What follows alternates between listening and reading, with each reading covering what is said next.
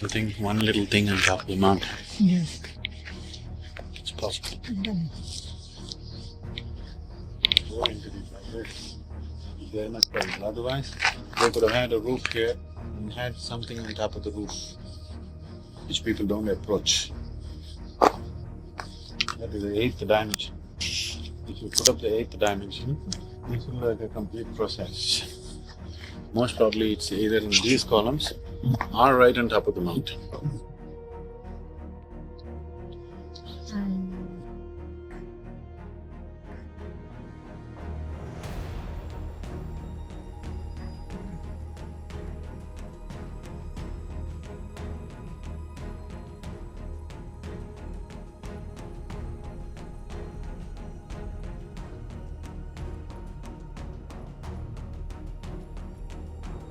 Three chakras. Yes. So one is the navel, the other two are the supporting chakras of Mooladhara and Swadhisthana. This is a fantastic way of doing it, that's how we have done the Bhairavi, but in a single form. Here they built like a temple. There are places like this in South India, not this grand, but similar system of temples where you build chakras. If you have to do a composite form of all three or all seven, it's a much bigger challenge. But to establish separately like this is so much easier. So whoever came here to consecrate, they're of a certain kind.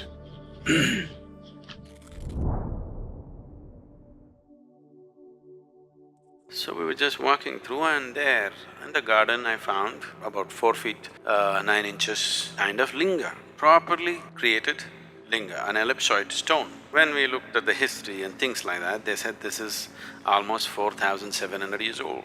4,700 years ago, there was a full-fledged temple with almost 5 feet tall lingam which was in worship. And it was consecrated that long ago, still alive, cracked a little bit, so got disturbed. I was just demonstrating for the few, 3-4 people who were with me. Every point in the linga is different. Different points in the linga are differently done, beautifully done piece. I mean, whoever worked on it, they knew what they were doing, not rudimentary job, very subtle work.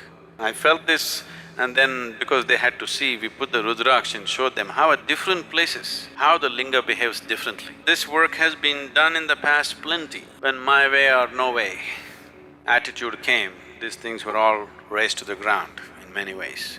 Otherwise, whole of Europe was full of temples like this, consecrated spaces like this. These eastern temples were never built as places of prayer. Even today in India, nobody ever leads a prayer in a temple. You're not supposed to pray or worship, but you're just supposed to sit there and come. The idea was people will go and sit there and benefit. This is how a temple was created. No priest, no prayer. There is a maintenance person who is now calling himself a priest. Certain families were appointed to maintain the sanctity of the place, to keep it going in a certain way. You are just supposed to go there, sit there for some time and come. In South India, this tradition is still alive. In North, it's been disturbed because the brunt of invasions North India took, South India left. The Deccan Plateau was generally left untouched by the outside invaders. So you are just supposed to sit there. Nobody leads a prayer, nobody teaches you a prayer, nobody says you must do this or that. You just sit there and imbibe this, because these are all consecrated spaces. They created many. All these things were razed to ground. Only few that are left are generally in India and some other Southeast Asian countries. Otherwise, whole of Arabia and Europe were full of consecrated spaces.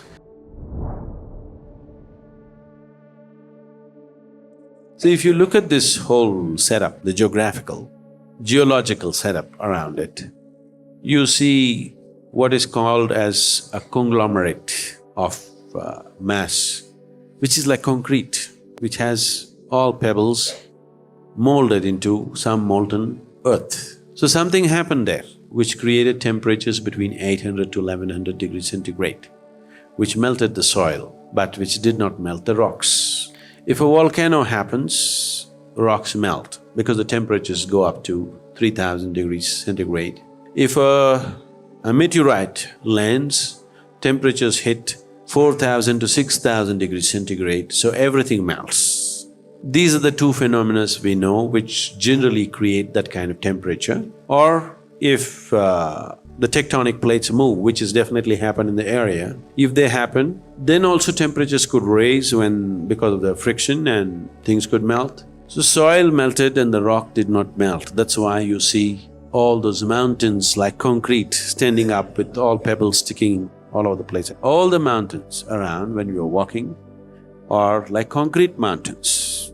You can see pebbles and molten soil. But Kailash alone is standing like a steel, like black steel, it's standing there.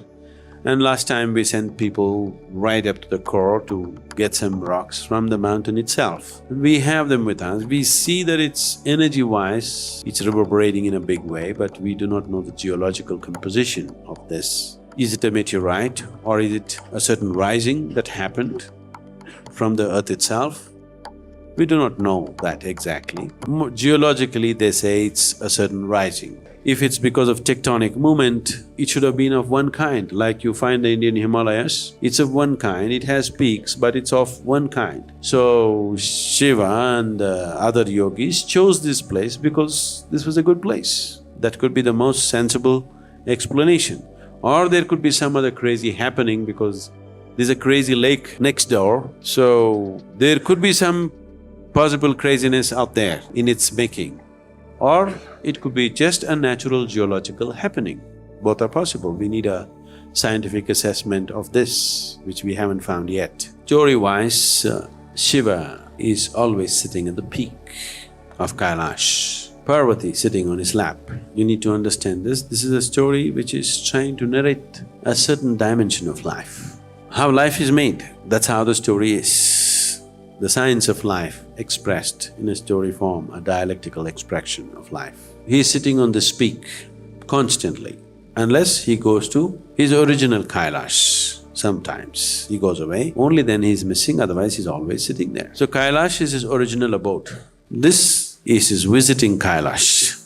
It has many aspects to it. We've been promising you that we will find out the nature of this material, what this is, and I sent a few pieces with one of the Detroit meditators. They were supposed to find out and I don't know, I think they must be keeping the stones in their house and worshipping it or something. They got the nice stones and they must be keeping it in their shrine. I don't know what happened, but I have not gotten any reports. Somebody else said there's another place in Arizona and they're going to send it there, and they took a few more pieces from me and I don't know where they went. So, apart from this, the significance of the mountain for us is not its nature, how it happened, however it has happened. Is it a meteorite? Did it land slowly for some reason and all this kind of stuff? Maybe it's just a natural happening, but for us the significance is right now what it has become a station for. It's become a station of knowledge and grace. That's all that matters to us.